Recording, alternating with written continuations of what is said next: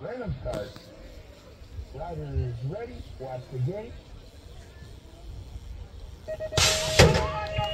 Rider is ready. Watch the gate. Adam Oravec, najlepší štart. Nela Kučberová.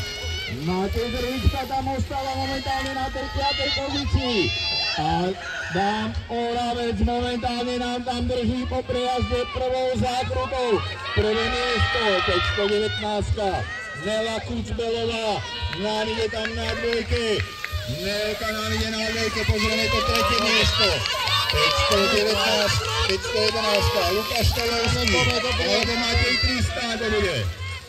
Lukáš Stolovský, Matej Tristan, závere, momentálne prvý.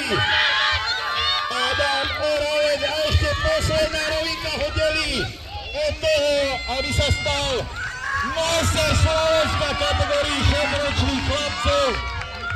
Takže Adam Oravec, BMX Rača, prvé miesto. Nelka zabila.